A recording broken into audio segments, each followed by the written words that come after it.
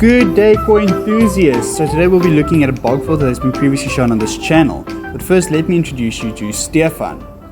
Stefan will be helping us today here with this bog filter, revamping it. He's a very vital part of our team here at Core Emporium.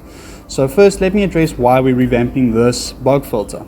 We noticed that there was a large ammonia spike inside this bog filter and in this pond, and we traced it back to being caused by the bog filter. Now, what caused it, you might be wondering?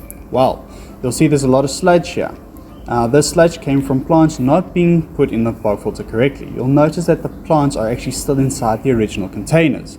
So this made them pot bound, which caused the roots to rot because they were still in the original soil and in compost, which is not made for water. So we have to then redo these plants inside this bog filter. Well, the first step is what Stefan is doing currently now. You'll see that Stefan is putting in a type of gravel. Now, this is not just any gravel. This is actually biomedia. So what sets this apart from other gravel is that when you have it in your hand, you'll notice it's very light and it's very porous. The reason for this porousness is so that bacteria can grow inside these pores, and it also allows water to pass through it, which in turn allows the bacteria to remove nitrates and nitrites from the water and also phosphates and help alleviate ammonia. So Stefan is spreading it nice and thin, allowing a large coverage for the water to actually become in contact with this biomedia, which is very important, and we want as much surface contact with the biomedia.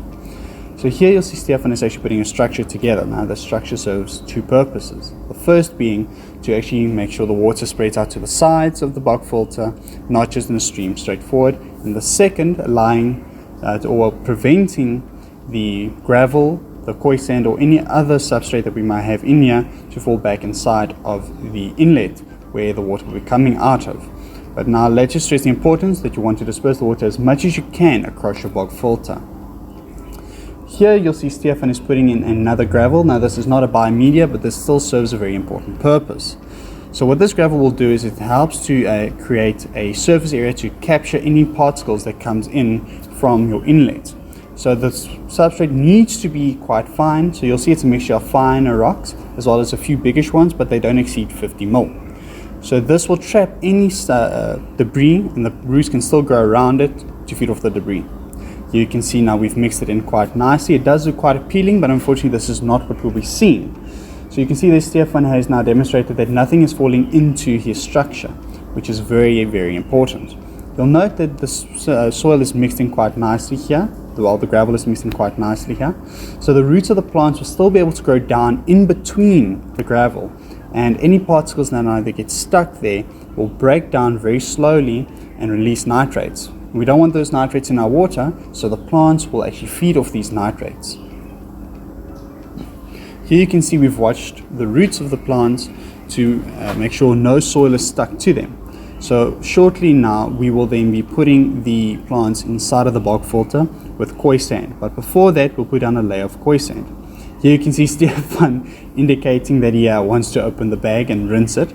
We do want to rinse these bags before putting them because there is very fine dust on them, which we do not want mixing into our water.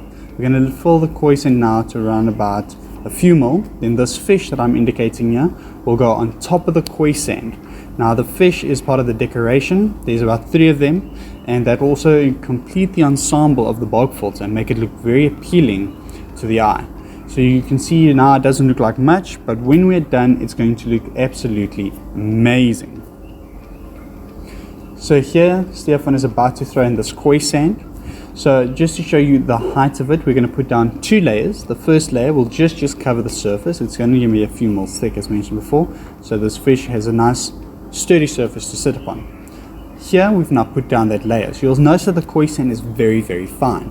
Much finer than the previous debris that we put down.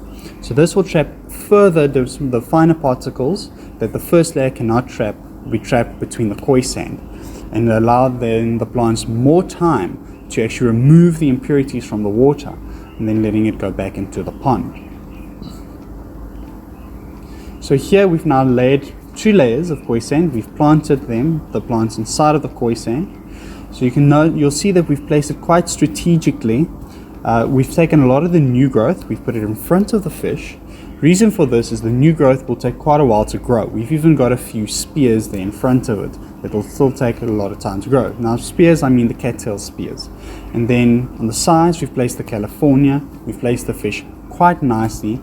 It looks very appealing to the eye. It is not in the way by any means. It serves no purpose to fish, but it is aesthetic. And we always want our ponds to look absolutely amazing at the end of this.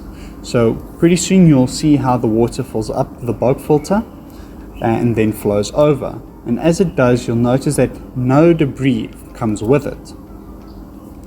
Here we'll have the first few trickles, and you can see how absolutely stunning it looks.